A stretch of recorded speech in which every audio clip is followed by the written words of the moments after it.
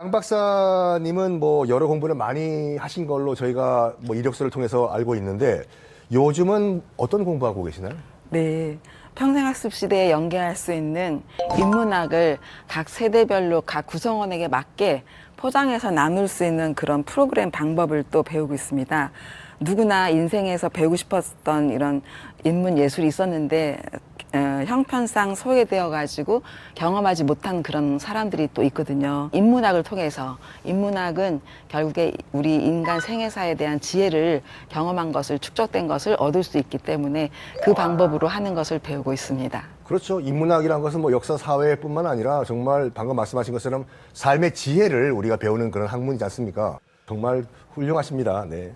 바로 두 번째 질문 드리겠습니다. 평생 교육은 고령화 사회에 대응하는 좋은 방안이다. O일까요? X일까요? 두 분 다 O를 드셨습니다. 뭐 요즘 뭐 노인이라고 부르기도 참 애매하신 분도 많고 65세 이상도 열심히 일하시는 분도 많으신데 배움의 나이는 중요한 거가 아니라고 보거든요. 박사님 어떻습니까? 그렇죠. 어른들을 최근에 많이 만나보면 아동 청소년 시절에 청년기 때 또는 장년기 되어서도 그때 그 시절에 배우고 싶었던 것을 접어놓은 미해결 과제에 충족되지 않은 그런 과제가 많이 있더라고요. 그래서 그러한 것들을 다시 이뤄내고 싶다. 그래서 그 원하는 소양 프로그램을 참여하는 분들이 있는데 최근에는 한 가지만 들어가는 게 아니라 여러 가지를 들어가서 배운다는 소문을 들었어요. 네. 대단하시죠?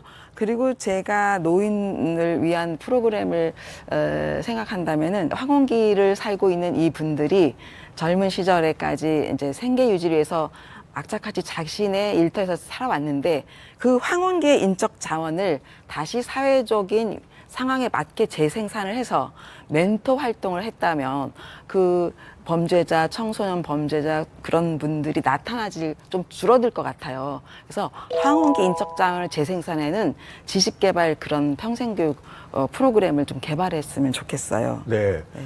뭐 저도 매일 공부를 하는 사람인데 그 배우는 게 기쁘더라고요. 어제 몰랐던 거 오늘 알게 되는 그 기쁨. 또 내일 되면 또 새로운 걸 뭘 알게 될까 또 그 기대감이 있는데 자, 세 번째 마지막 질문 드리겠습니다. 구리시에는 평생교육 프로그램 지원 사업이 있다. O일까요? X일까요? 두 분 다 O를 드셨습니다. 우리 이은주 의원님은 구리시가 또 지역구이지 않습니까? 어떤 프로그램이 있습니까? 네, 다양한 프로그램이 개발되고 운영되고 있습니다. 예를 들면 그 신중년 리스타트 다시 꾸는 꿈과 미디어 활용 교육, 그다음에 마을 공동체 운영 전문가 과정, 바리스타 자격증 과정, 그다음에 놀이 활동과 양성 과정 등 많은 프로그램들이 있는데요. 구리시에서는 가장 특징적인 그 프로그램 중에 하나가 5인 이상 학습자가 모이면 5인 이상 주민들에게 교육을 받을 수 있는 강사료를 지원을 하고 있습니다. 네. 이게 가장 특징적인 사업입니다. 그렇죠. 어찌됐거나 금전적인 보상이 돼야지 편안하게 그 활동을 하실 수가 있으니까요. 근데 양 박사님, 만약에 이제 내가 평생 교육을 이제 어떤 지역에서 받고 싶다 하면은 어디 가서 알아봐야 되나요? 주민자치센터나 평생학습관 또는 문화원 다양하고요. 평생학습관, 공공도서관, 주민자치센터 이런 곳에서 인터넷을 통해서 알아볼 수 있고 많이 있습니다. 활발하게 국가 차원에서는 이루어지고 있습니다. 바로 옆에 있는 주민센터에서도 그렇죠. 우리가 활용을 할 수가 있는 거네요. 네. 바로 옆에 있네요. 예, 아주 많습니다. 그런데 박사님, 이제 우리가 OX 퀴즈를 통해 가지고 이 평생 교육의 중요성 또 활용의 중요성을 얘기해 봤는데 각 지방자치단체에서 해야 할 일이 있다라고 하면 어떤 부분이 있을까요? 평생교육 지식산업개발 평생교육 프로그램이 좀 이렇게 개발이 될 수 있도록 운영비와 공간 활용 지원비를 좀 마련해 주셨으면 좋겠습니다. 역시 이 부분은 또 의원님 소관 분야네요. 예산 문제네요. 예산 문제요. 네, 그러네요. 자, 이제 이와 관련돼서 이제 이은주 의원님은 정말 활발한 활동을 하고 계신데 최근에 토론회도 개최하셨죠? 네, 어떤 맞습니다. 이야기가 오고 갔나요? 예, 지난 그 토론회에서 여러 가지 그 내용들이 논의가 됐는데요. 한 4가지 정도로 정리를 해봤습니다. 첫 번째 이제 평생 교육은 국가나 국가기관의 주도가 아닌 지역 주민들의 요구를 즉각 반영할 수 있는 지역별 거점 평생학습관이 구심점이 돼야 된다라는 것과, 두 번째 이제 지역별 거점 평생학습관은 이제 비영리 민간단체의 위탁이 되어야 한다. 그리고 세 번째로는 이제 우리나라 경제 성장의 원동력은 학령 인구에 대한 교육에 있었지만, 이제는 인구 구조의 변화로 평생 교육에 더 많은 관심을 갖게 됐습니다. 그리고 네 번째, 부모에 대한 부모 교육이 강화되어 가정과 사회 전반에 긍정적인 영향을 미칠 수 있도록 해야 한다 등의 다양하고 폭넓은 의견들이 나왔습니다. 결국에는 우리 사회가 전적으로 좀 책임을 질 거가 있다면 책임을 져야 된다, 이 말씀이신데, 옆에 있는 우리 양 박사님은 실질적으로 이제 현장에서 이제 평생 교육을 진행을 하시는 분으로서, 옆에 또 의원님도 앉아 계시지만, 정책적으로 이것만큼은 좀 뭐 추진해 달라라고 하는 요구사항이 있으신가요? 예산인가요? 역시? 네. 지금 법적으로 부모 교육을 강화해야 된다는 평생교육법이 또 추진되었다고 하잖아요. 네. 그래서 왜 부모 교육, 평생교육이 중요하냐면, 사람이 태어나서 부모와 가장 먼저 관계를 맺고, 그런데 부모의 역할이 이렇게 안전한 토대가 되어서 그 아이들이 학교에 가서 또는 성인이 되어서 자신의 이제 인생을 펴나가는 거거든요.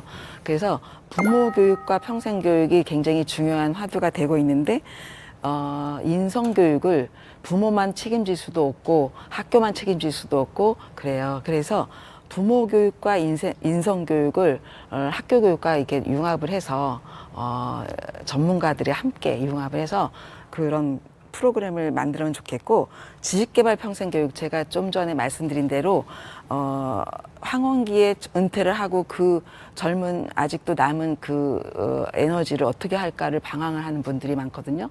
그분들의 인적 자원을 멘토링이라는 지식개발 프로그램이나 멘토링이라는 이런 프로그램을 구성화해가지고 이게 다시 사회에 환원되고, 또한 인적 자원이 개발이 되어서 또다시 이렇게 환원이 되고 이렇게 해서 좀 든든하고 안전지대가 될 수 있는 평생교육, 그런 시스템을 좀 만들어 주셨으면 좋겠습니다. 그렇죠. 젊었을 때 뭐 은행에 근무하시는 분도 계시고 또 교육도 사업하신 분도 계시는데, 단지 나이가 들었다는 이유로 아무것도 안 하고 계시면 이건 사회적인 낭비죠, 솔직히 그렇죠. 말씀드려가지고. 근데 이 여러 가지 얘기가 나왔습니다. 의원님, 그럼 앞으로 이 평생교육 활성화를 위해서 어떤 계획을 또 갖고 계십니까? 나름대로 TV를 보시면서 하시는 공약입니다. 네, 방금 양 박사님께서 제안을 해주신 그런 부분에 대해서 당연히 반영 여부를 또 검토하겠습니다. 그리고 현재 우리나라는 출산율이 굉장히 저하가 돼 있고, 또 고령화 시대에 이렇게 진입을 하다 보니까 인구 구조 변화에 따른 평생교육의 중요성과 필요성이 대두되고 있습니다. 그래서 디지털 시대로의 전환 시점에 다양한 그 요구를 수용하고 평생교육 시스템을 만들 필요가 있다라고 생각을 하고 있습니다. 의회 차원에서 이러한 그 다양한 요구들을 수용할 수 있는 방법을 논의하고, 또 양 박사님의 의견 주신 부분도 반영될 수 있도록 검토하겠습니다. 검토된 내용이 잘 실천될 수 있도록 평생교육에 대한 예산적 한계 등을 넘어설 수 있도록 경기도 의회가 적극적인 협의를 통해서 아낌없는 지원을 하도록 하겠습니다. 저희도 응원 드리겠습니다. 고맙습니다. 박사님, 그러면 경기도 평생교육 활성화를 위해 가지고 필요한 과제가 뭐가 있을까요? 네, 제 생각에는 이제 생존 경쟁이 아니라 공존의 미학이라고 강조했는데, 진정 내 자신이 행복하고 싶어서 자아 실현할 수 있는 나다움, 인간다움을 세워나가는 것이 평생 학습사에서 행복하게 나가는 동행이라고 보는데요. 그래서 최근에 마음돌봄 서비스, 그다음에 생애개발 코디네이터, 이런 과정들이 좀 개입이 된다면 좀 돌봄과 성장 케어를 북돋는 그런 전문가가 필요합니다. 그러니까 전문가를 만들어내는 기술자들이 있는데 예산이 하나도 없으니 계속 연습만 할 수가 없어요. 그렇죠. 그래서 정말 지식개발 산업 사업과 관련된 평생교육 시설이 확충이 돼야 되고 기업형 교육훈련 산업의 육성과 학습 교재, 그다음에 교육 미디어 사업, 전문적인 교육 서비스 산업을 육성하도록 국제 경쟁력, 국가 경쟁력이 되도록 우리 의원님들께서 힘써 주셨으면 정말 고맙겠습니다. 라고 말씀하셨는데 힘써 주실 거죠, 의원님? 네, 물론 힘써드리고요. 저는 이제 교육자의 그 교육 역량 강화와 이제 학습자의 자기 주도적 그 학습 의지가 되게 중요하다고 생각합니다. 지금까지 이룩한 우리나라 경제 성장의 원동력은 학령 인구에 대한 교육에 있었지만 이제는 인구 구조의 변화에 따라서 평생 교육에 대한 더 많은 관심을 가져야 될 때입니다. 그래서 이를 위해서 우리 평생교육사의 인건비 지원 등을 검토하여 그 질 높은 평생교육 프로그램이 운영되고 또 안정적이고 지속적인 평생교육 발전에 기여할 수 있어야 된다고 생각합니다. 우선 그 비영리 민간단체들이 그 평생교육기관을 그 활성화해서 그 선도적으로 그런 역할을 해야 된다라고 또 필요하다고 생각합니다. 경기도에 꼭 열심히 행정적, 재정적 지원을 아끼지 않겠다라는 말씀 드리겠습니다. 네, 공약하셨습니다. 네. 자, 오늘은 그 평생교육의 중요성에 대해서 한번 얘기를 나눠봤는데 마지막으로 이제 의원님, 경기도 의원 당선되신 지 1년 지났습니다. 앞으로 3년 의정 활동 어떻게 계획하고 계십니까?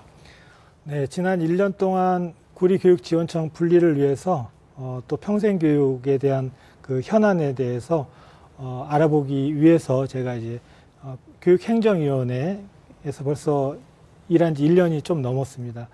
평생교육 활성화 토론회 개최하고 또 구리교육지원센터 설치, 신설, 그리고 지역 내 교육환경 개선 등 많고 또 여러 가지 일들을 결실로 나타냈습니다. 또한 이제 지역사회 평생교육 활성화라는 이제 과제도 남아 있는데 많은 사람들과 함께 머리 맞대고 현실적인 그 지원책도 마련해 볼 계획입니다. 앞으로 3년 남았는데요. 의정활동 지역 현장에서 주민들과 서로 소통하고 또 주민들에게 약속을 지키는 의원이 될 수 있도록 노력하겠습니다. 경기도 교육에 대한 현안 문제도 열심히 해서 의정활동을 펼쳐나가도록 하겠습니다. 네, 감사합니다.